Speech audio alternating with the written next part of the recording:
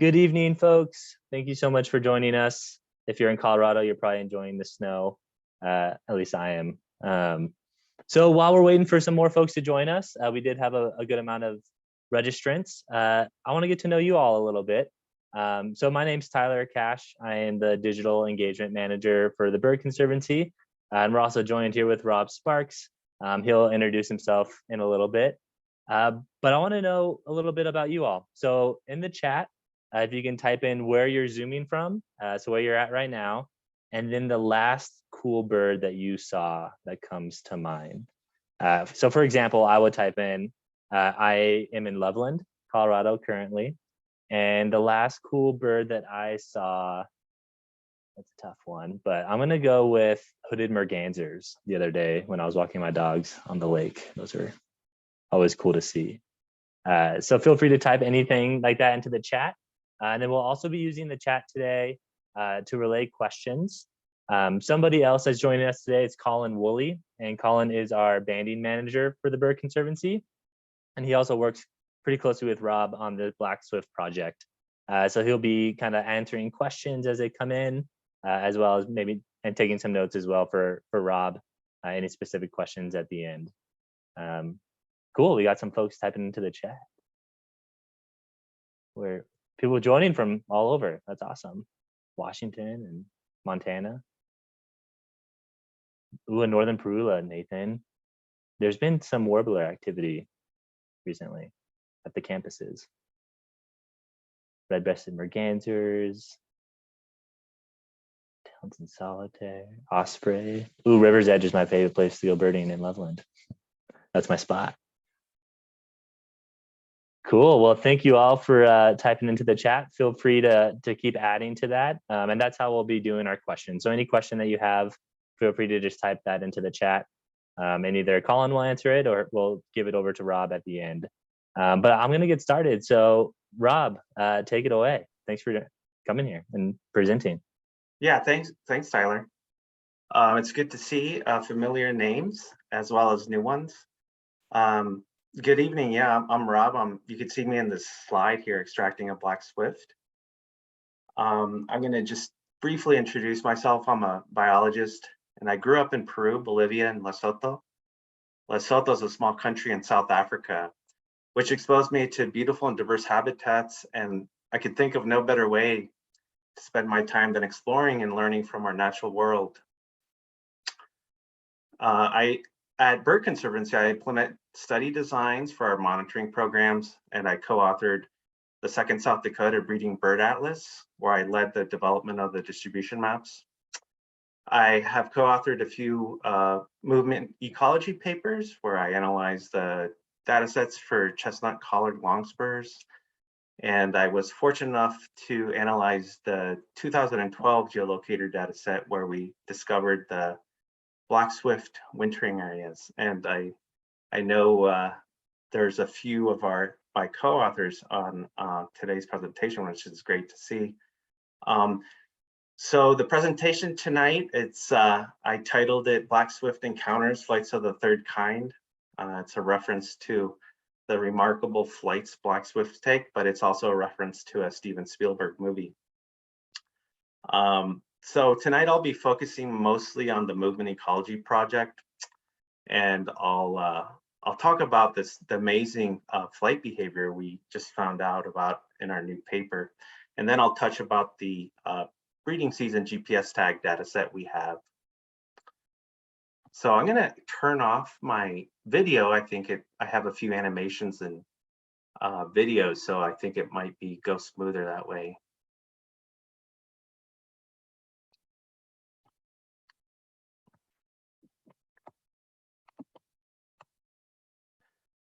I just briefly want to introduce Bird Conservancy for those of you who may not be familiar with us.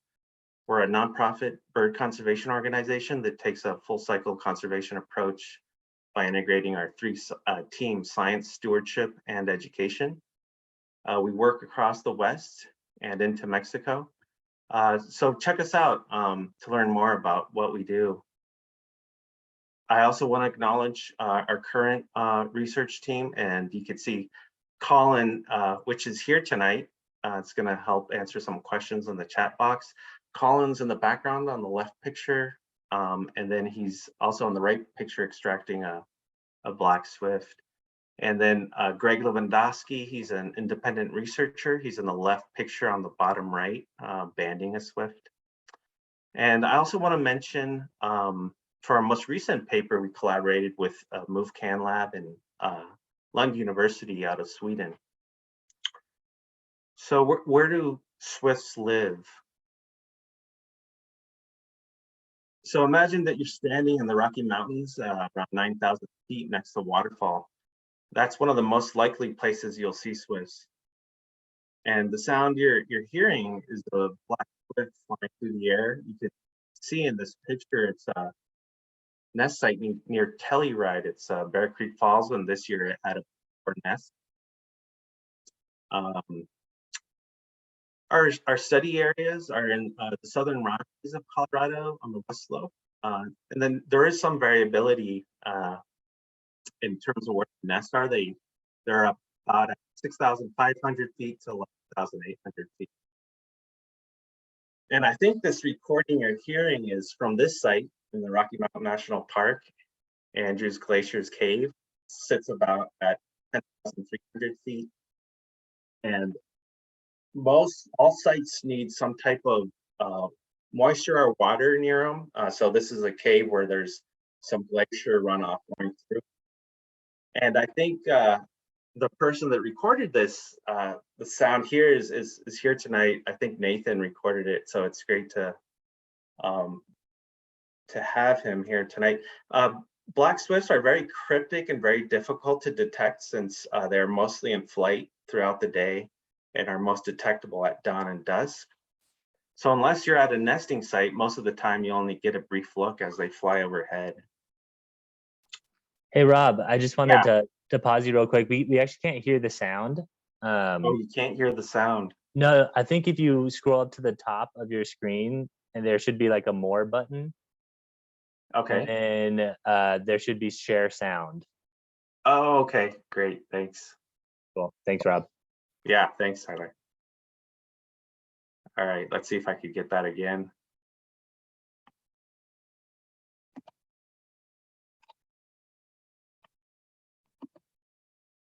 Oh. So there's the sound. Sorry, everyone. Now, hopefully you can hear it.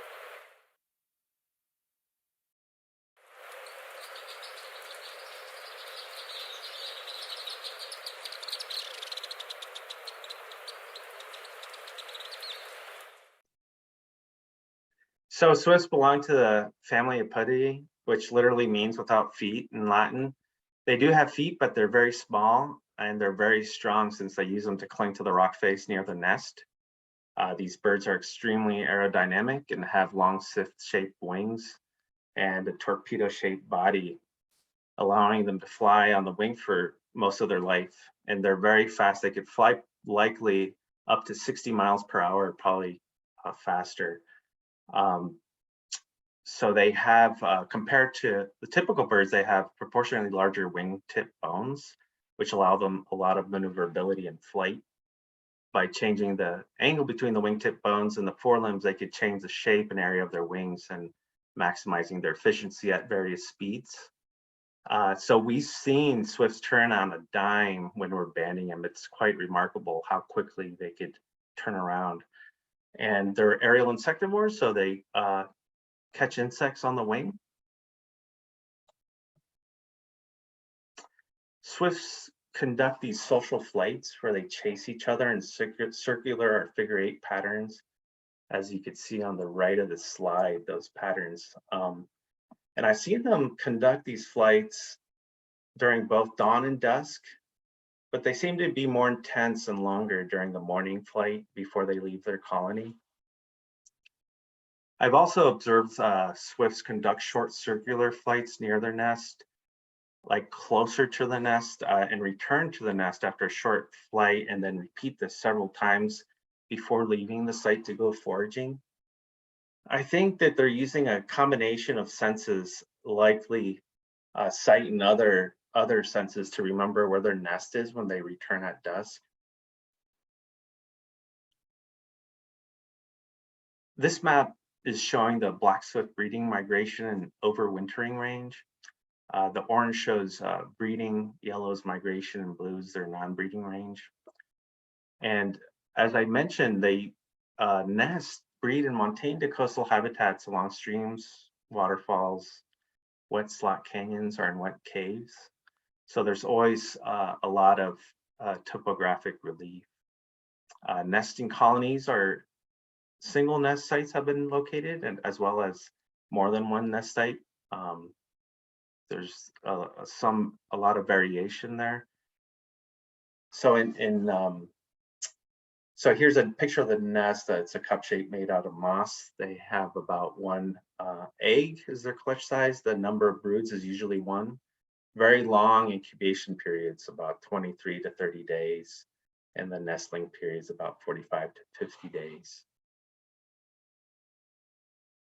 So this map's showing potential breeding distribution in Colorado.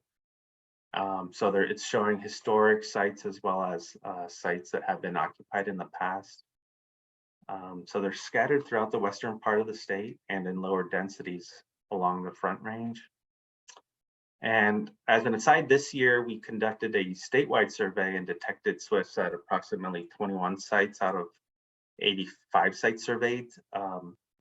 That'll be a different presentation, since tonight I'm focusing on the Movement Ecology project. So swifts arrive to their breeding sites from the Amazon around June.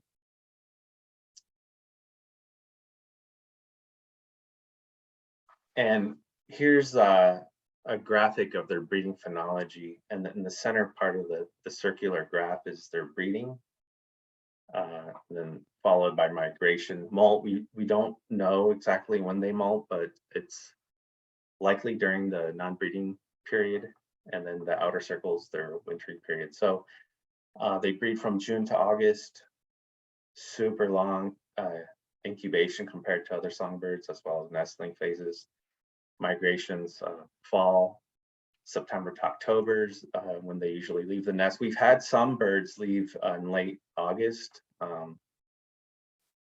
and then in the spring they return in May, at the end of May, early June, and then the non-breeding period is from October to May. So for the Movement Ecology project, we first have to capture them to be able to follow their movements. And here's a short clip of black swift flying into the mist net at Zapata Falls. And Zapata Falls is located near the base of the Sangre de Cristo Mountains in Alamosa, Colorado. And so focus your attention on the upper right part of the video here. And we just got done capturing a few birds. Colin's on the lower right, documenting the time that we captured them. I'm on the lower left, lowering the net. And I have a bird in a bag. So we just got done capturing a few. It's kind of tricky sometimes to see which direction they're flying into the net from. And this site, as I mentioned, is Zapata Falls. It's a fairly large colony. This year we banded or recaptured about 15 individuals. And then one day as we were leaving, we counted around 21 birds. So after we captured swifts, we banned them and attached GPS tags or accelerometers. And so this diagram shows how we attach the accelerometers, our GPS tags, using the harness method. And in the diagram, you could see the loop here on the upper right part. And then there's two side loops. So those loop that the center loop goes around the head, and then the side loops will go around the wing. So we attach it to the back of the device. In this video, I have a spacer, and I'm just checking to make sure the device is secure. And we try to attach the device as quickly as possible. And on average, we've gotten it down to about 5 to 8 minutes. And then that spacer is also used to put a drop of super glue to secure that the knot.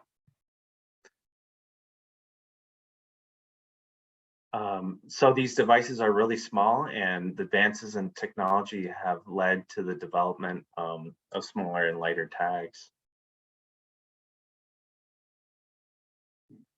So the tags we're using are about 1.25 grams in weight. So we want to keep the ratio of body weight to tag weight to below 3%. And in this picture on the right, you can see a GPS tag. These tags have solar panels to extend the battery life, and they could capture around 1,600 points. And we're also using, we use the accelerometers that engineers from London University developed, and those weigh about 1.2 grams. And they have an internal clock to measure time. It measures light and pressure, and they measure wing activity, so acceleration. And the GPS tags also can measure altitude as well. So in the past, the main limitations were weight of the device, battery life, and memory.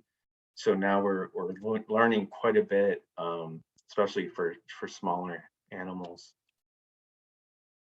The current status of Black Swift, they're listed on most species of greatest conservation need. So those are just state lists that kind of designate species depending on their conservation status. And they're listed as a species of continental concern in the Partners in Flight Plan, and most recently on the Priority Road to Recovery Species Initiative. That's an initiative that came out of the 3 billion birds lost paper in 2019. This species is listed as endangered in Canada, and these designations are due to the documented decline, about 94%, based on the breeding bird survey data. But there's a lot of uncertainty around those estimates since they are road-based. So what's the status of the species in Mexico, Central America, and the Caribbean? We really don't know. So we're trying to collaborate. We're inviting biologists from Central America and the Bahamas to participate in this movement ecology project, because we really don't know where they're going, or at least those populations. So there are 3 subspecies. So there's the Northern, Central American, and then the Caribbean. Here's our movement ecology timeline. So we started it in 2017, and the paper that we just published is based on 7 accelerometers. At the time, that's what we had. We did recover 2 more. And in the picture in the lower left, you can see this accelerometer there. It's pretty small, and so it's measuring wing activity. I'm not going to really get into the nitty-gritty details, but you could read the paper if you want more details on the method. So here's the paper that we just published in March, and it's open access, so anybody could read it. So we hypothesized that Black Swift perform aerial roosting similar to the European counterparts. And aerial roosting, so they're flying nonstop without landing during their non-breeding period. And they've also found this for common swifts, alpine swift, and pallid swifts. And we also wanted to verify their wintering location, so that we identified in our previous paper. And looking at our accelerometer data, it showed unexpected nocturnal ascents during moonlit nights. So we explored the effects of flight activity and flight altitude during moonlit nights because of that. And but first, let's take a look at how our historic geolocator data set compared to our most recent paper. So on the left, you have our 2012 data, and on the right, we have our newer accelerometer data. And you could see an inset for each accelerometer. And so the core area does correspond fairly well. We are really interested to see what other populations are doing. Where's the population in California, Canada going? Another thing to note on the upper right part of the right map, there's one individual that carried the accelerometer during 2 migration cycles before we recaptured it. And that individual broke the longevity record. And then this year we recaptured 3 birds that were banded in 2005. So we broke it again this year. So that means they're at least 18 years old. It was kind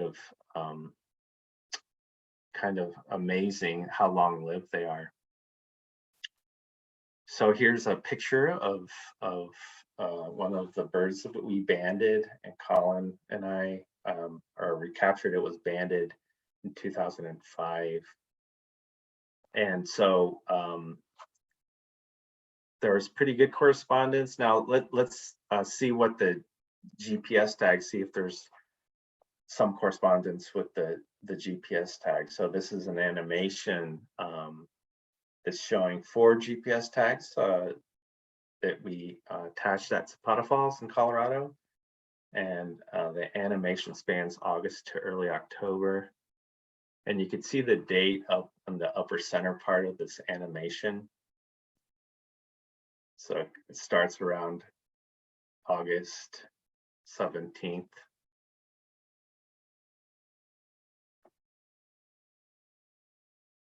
And you can see one making its way down south right now. And the other 3 are still on their breeding grounds. Now 2 more started migrating. You can see the one that's further south is taking the route to the Pacific, but then the next 2 are going to the right of the Sierra Madres there, and one's going rogue there, flying over the Gulf. So there is some variability in terms of the migratory path that these birds take. And then the last one you could see hugging the Pacific coast there.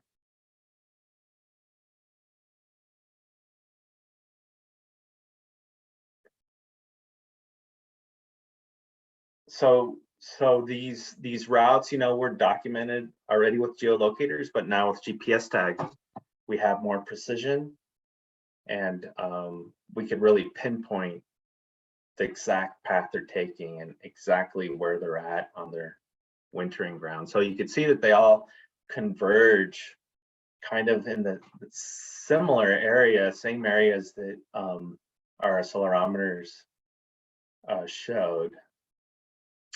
And they seem to be covering large areas, probably following precip patterns, insect blooms. So I'm not going to really get into the methods. I'm going to talk about our accelerometer paper, but so we examined flight activity and altitude, trends of vertical displacement during different periods of the day, using both the sun angle and moon angles. So it was quite amazing what our data showed. These are actograms, so they're showing the wing activity.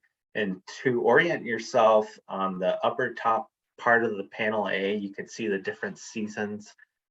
So we have autumn migration at the top, and then winter residency, spring migration, breeding ground arrival. So all that is corresponding. On the x-axis, we have months. On the y-axis, we have day, hours.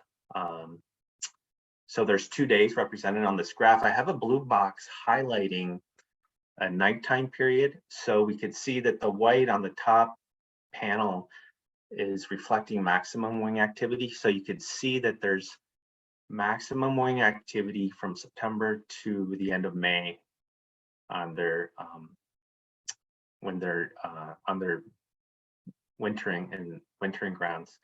So it's quite amazing. So we did confirm that they're aerial roosting similar to their European counterparts. And then once they get back to their breeding grounds in June, you could see it gets really dark. So they're roosting at their nest site. Panel B is showing their mean wing activity. So a similar pattern there. And then panel C is altitude.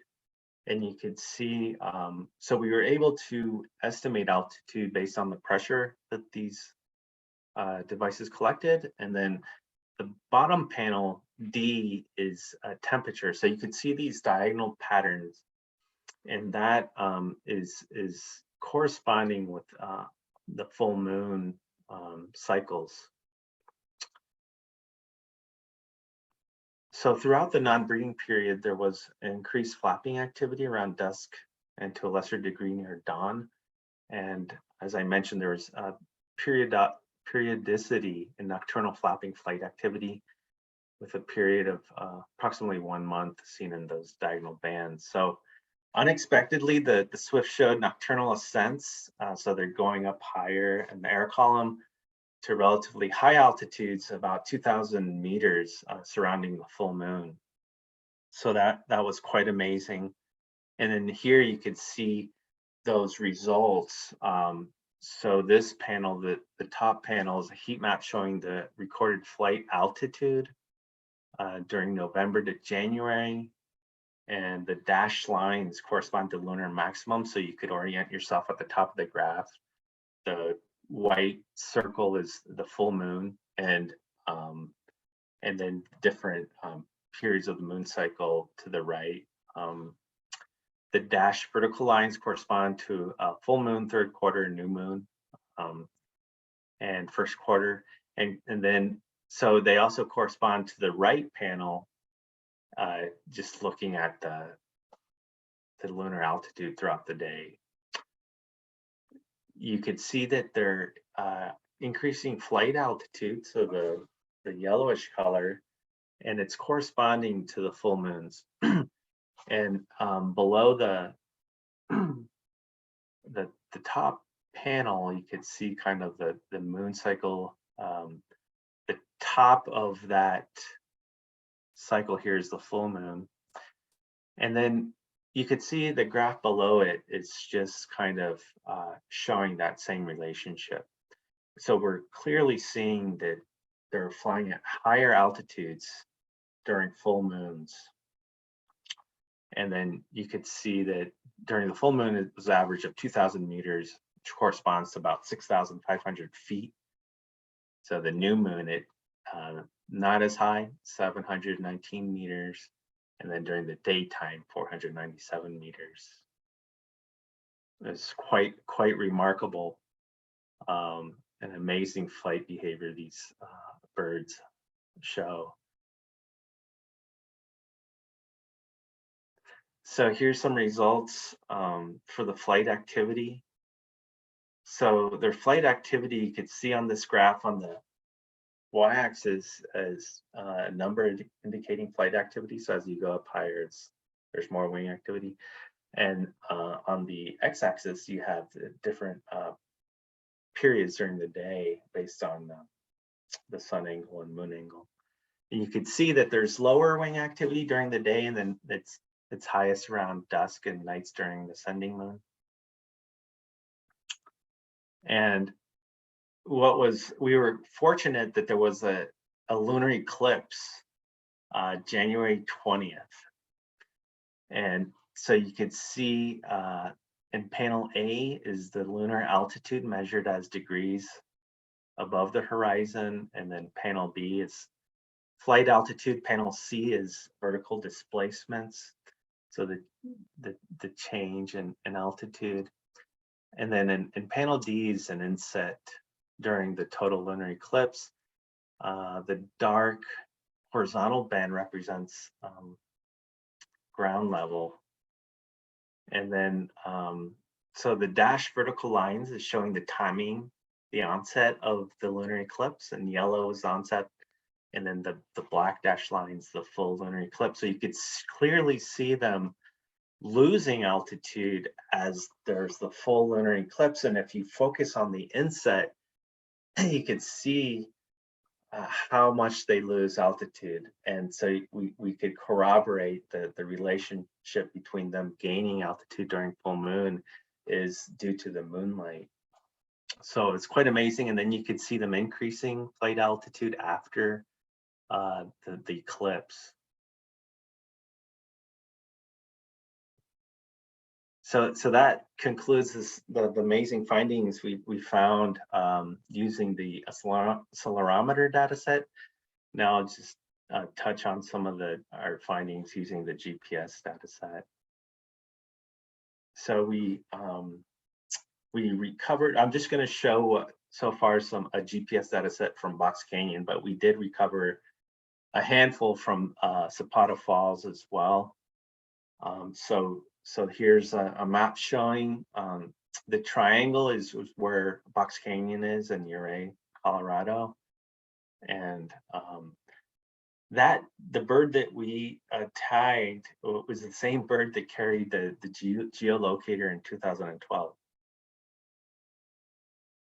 So here's just the pattern, the locations that the GPS tag had. So that's it's hard to tell the scale, but it's a pretty long, big scale. And the top part of the graph is, so we're summarizing movements, and most movement data sets, we're summarizing step length and turning angle. So that's kind of what's going to define the path.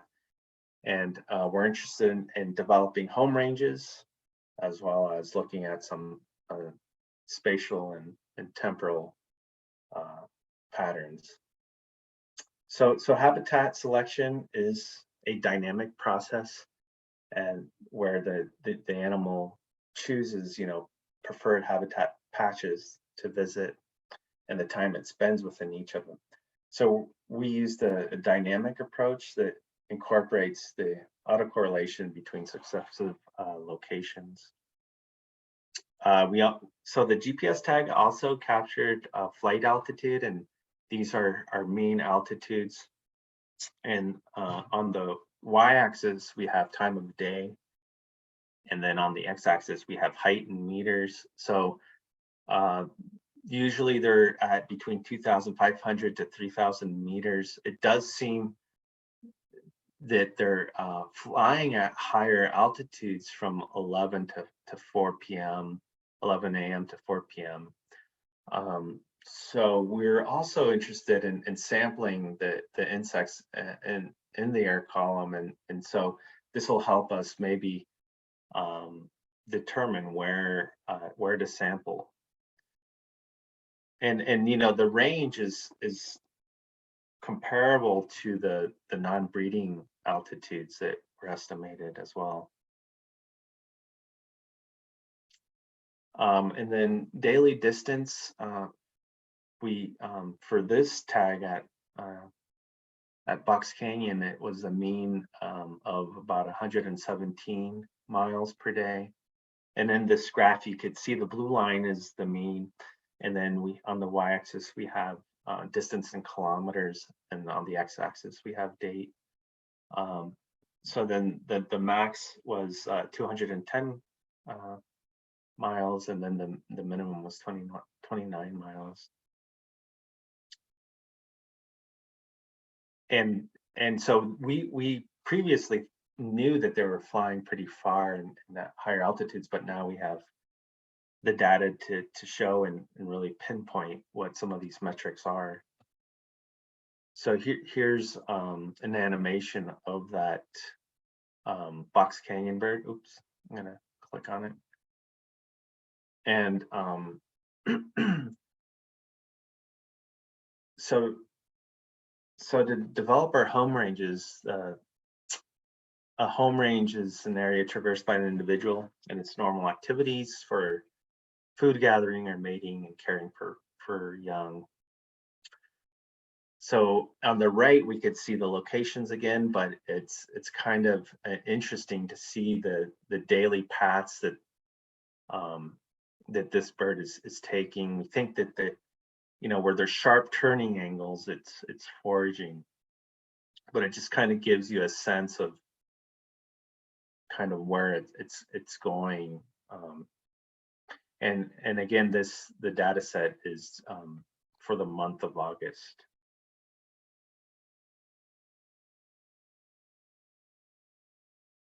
So from that data, we developed a home range or a utilization distribution. So the utilization distribution just is a way you could specify different areas based on the probability of it being in a certain contour. So the traditional way is we kind of develop a 95% probability distribution.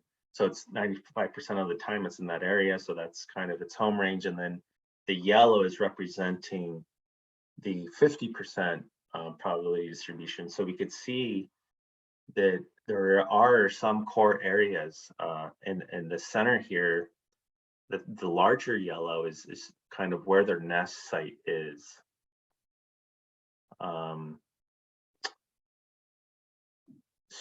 So it's useful to identify, areas that it's spending most of its time in. And now we could really zoom in and see where these areas are. We were also able to develop a recursion distribution. So that's a little different and that it's reflecting the number of visits in each of the habitat patches. So it's how many times is it coming back to the same area, which is should have some conservation implications. And then we were also able to get an intensity distribution. So it's reflecting the average time spent in the habitat patches. So we see that, these home ranges are very useful for representing space use patterns. And then and the daily distance is just huge. I mean, it's amazing how far they could fly, and they're larger home ranges than I could think of any bird species, and larger than golden eagles. And then the average daily altitude was 9,700 feet. So we're really wanting to do this for the Zapata data set as well, and help us guide some conservation recommendations. During the non-breeding season, we learned that they're aerial risting, so they're in the air for about 8 months without landing, and that they had increased flight activity at dusk. And we were also able to discover a new bird behavior that hasn't been documented before. So we think that they're tracking insects under the moonlight. So the insects, I think, over the Amazon, there's quite a few, and they have some, insect. When we looked at the insect studies, there's some trimodal lunar periodicity with one activity peak near full moon. So we think that they're likely foraging. And then just anecdotally, Colin and I, during a banding session at Zapata during the moon, the full moon, or the moon was pretty full, we saw them coming back later with boluses full of moths. So there's some anecdotal evidence there. So and also, so there's more wing activity. So we think that's another thing that makes us think that they're foraging. And then lastly, we could start thinking about some management recommendations. So developing core areas around their nest sites where they're most vulnerable and they only lay one egg. And we did see some core areas based off of the home range analysis. And then I didn't show you this, but we do have some coefficient estimates, and we can include habitat, and they are flying at slower speeds over rivers. So we think that rivers are providing a lot of these insect blooms. So we could start thinking about identifying buffers around rivers within core areas that they're using. And then also consider when we're treating beetle kill areas to avoid, the insect phenology. And then lastly, just kind of what does this mean for the non-breeding season when they're in Brazil? We got to think of ways, the aerosphere, they're in the air. We got to think of ways that we could build those that into conservation planning. So with that, I'd like to acknowledge our funders and partners and thank everyone for coming tonight.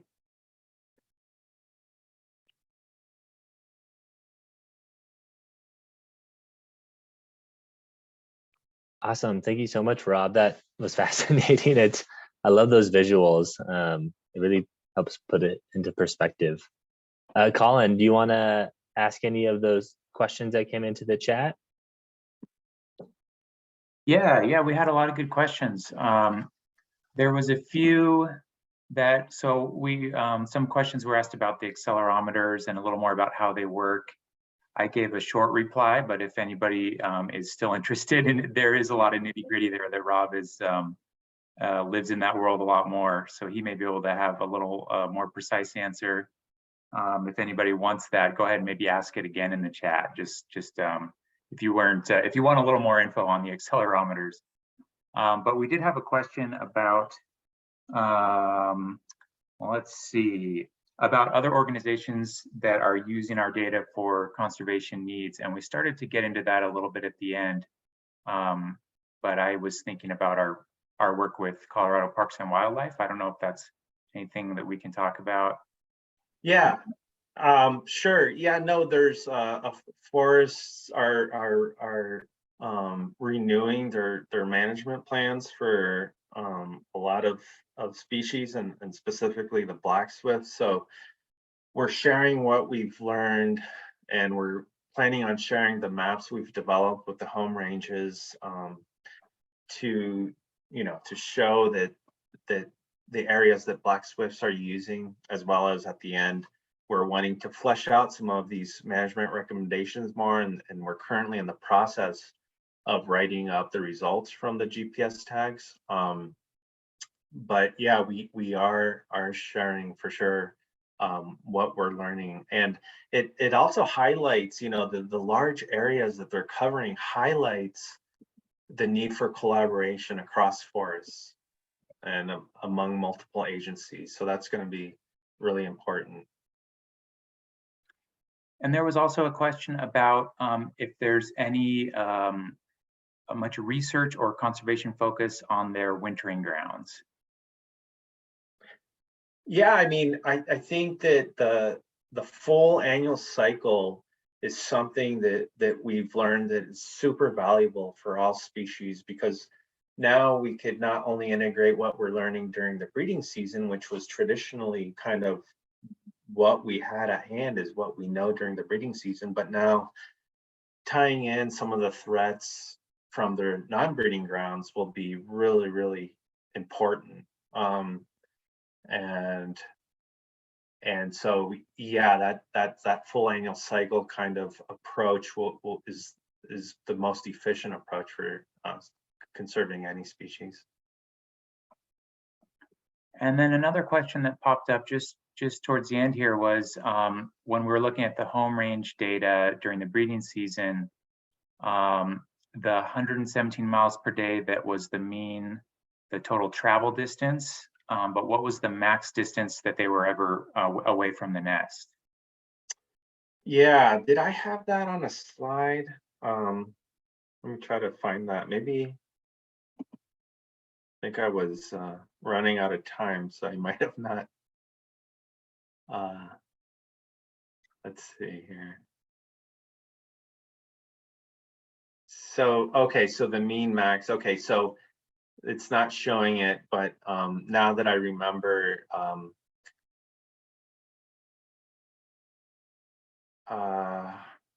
yeah, so the mean max was 339 kilometers, so that's 210.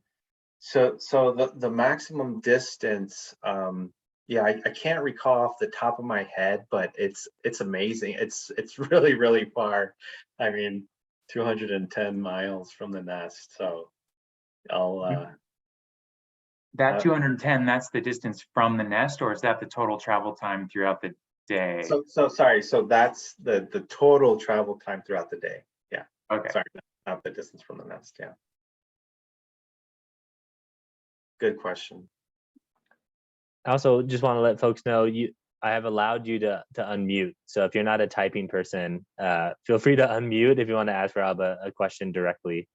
Sometimes it's easier than typing. And Jason just had a good question in the chat. Is that, let's see, let me find here. When we deployed the 13 GPS tags and the following year we got 5 back, did some birds return without their devices, or did they return in other years later on? Did they return without their devices? So we never recaptured individuals that we deployed tags on that didn't have them, if that makes sense, if that's what the question was. We have recaptured tags the second year, and then we don't really know what the fate of the other birds. I do want to say though that the birds that we have recaptured that had tags were really healthy, and they didn't show any sign of abrasion.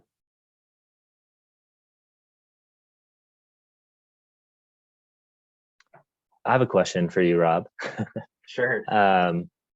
Have you, or can you, so I'm just trying to think of like the non-breeding area, and they're on the wing mostly. Are there any talks of trying to use MODIS towers and those tags to try to detect them at all? Would they be too high? Yeah, I mean, I think that the distance that they travel and they cover is just really, really far. MODIS towers are really good if there's a dense network. Mm-hmm. And Tyler, were you talking about both the breeding or non-breeding?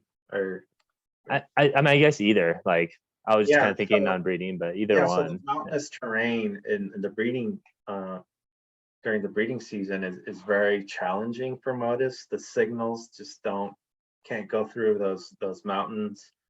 And even now in the non-breeding, it's flatter, but that where they're in the Amazon, the MODIS towers just aren't dense enough. Yeah. We also had a question that I accidentally skipped over earlier about what benefits do Black Swifts gain from nesting behind waterfalls? Is it kind of a safety from predation thing, or are there other benefits for them? Yeah, I mean, so each bird species it evolves its unique natural life history, right?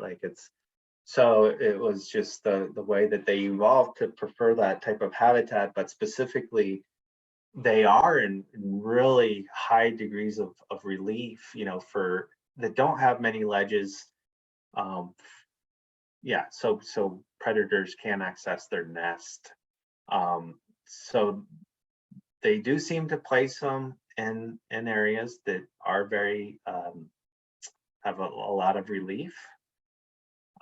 Some of the predators, I was thinking about some of the predators, and I think some weasels may be a predator, and other small mammals. And then this year we saw Colin and I, when we were banding at Zapata, sharp-shinned hawk going after a swift. So it's not just small mammals, but also some raptors. But back to the question, yeah, that's a really good question, and they just evolved to live near waterfalls. And a final question was, oh, we have a few more coming in, but any mortality confirmed in tagged birds or during banding, capture, and release? Yeah, no, we've been really fortunate. We haven't had any mortalities when we're banding, or any mortalities from swifts that had tags or accelerometers. Now that's not to say that the birds that we didn't recapture, we just don't know their fate, but mortalities certainly can happen, but we just don't have anything to confirm that. Yeah, it's worth mentioning that the tags we use, we have to recapture that individual bird to get the tag back. So if a tagged bird died, we wouldn't know. We wouldn't know if we just didn't catch it, because our capture rate, we don't always capture every bird. The tags don't transmit the data automatically, so it's not like we can notice that a signal just suddenly stopped moving around. Yeah.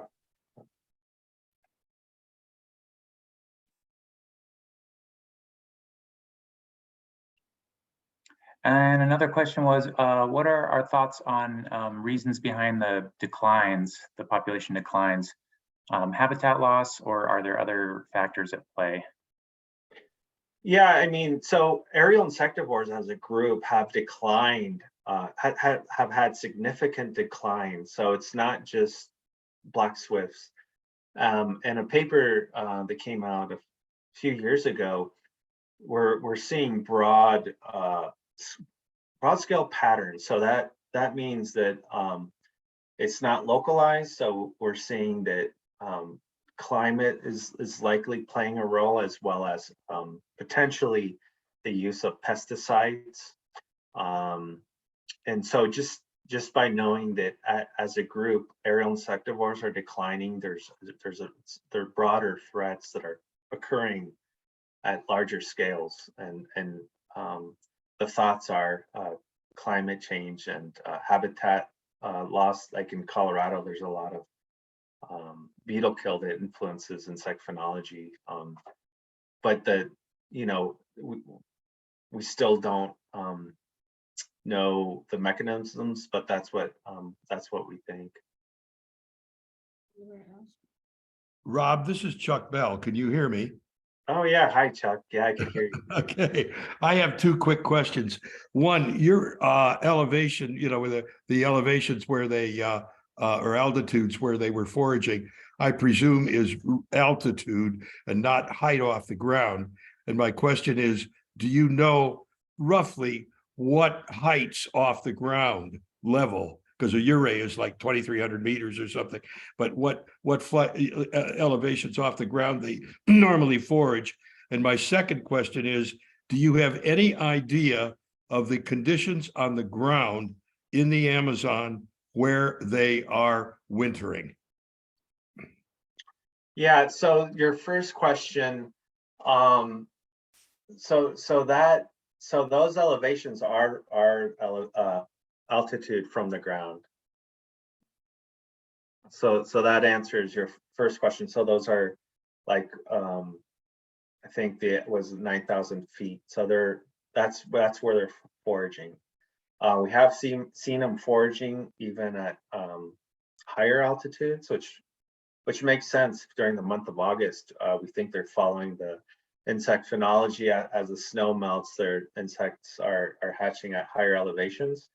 For your second question, yeah, so right now we're starting to really get into the GPS tag data set, and we do know that they are in areas that have been logged, but that's something that we want to look into more, since I think it's pretty well known that the Amazon is getting hammered. So, but that's a really good question. So we're still looking into like the precise locations in the Amazon. Thank you, Rob. Yeah, And I guess a good follow-up, Rob, we didn't know their wintering grounds for a long time, right? That was more yeah. recent. So right, we didn't know where the species overwintered until 2012. And it was like there was some recovered Black Swifts in Colombia, but it wasn't until the advent of geolocators that you could track them. And I do want to say that the geolocators, they do have a lot of variation in terms of the precision. So there is in general about 100-kilometer buffer where you don't know within that area of 100 kilometers where exactly the bird was. So that's just something to keep in mind with the geolocator data set. But now that we have GPS information, we're going to be able to pinpoint exactly where they've been. Awesome. Well, I don't want to take up too much of your time, Rob. We're getting up on the hour. So I just want to thank you so much for presenting that. It's such interesting data and it's great to see it. So I just thank you for taking the time to put this presentation together and to share your passion for it, because I know you're definitely passionate about these birds. For anyone else, thank you for joining. This is our last webinar that we're doing for the year. So thanks, Rob, for closing it out on such a great note. We host other programs. We're doing a lot of in-person stuff. Christmas bird counts are coming up, so get out there and look at birds, because the more people that we have out looking for birds and caring about birds, the more we can conserve them with that interest. I also want to mention that Colorado Gives Day is coming up. We are a nonprofit organization. We're always taking donations and funding. I know Rob could have probably always used some funding for Black Swift research. I want to get out and see this as well. So maybe I'll try to put that into my job description next year to go hang out with you guys out there. Yeah, you should come join us for sure. Yeah, it'd be fun. So thank you, Rob, so much. And thanks everyone for joining us. And I will be sending out a recording of this if people had to leave early and any kind of relevant notes that we have. And I'm sure that you can contact Rob as well if you have any specific questions. So thanks, everyone. Yeah, thanks, Tyler. Thanks, everyone. All right. Have a good night, everyone.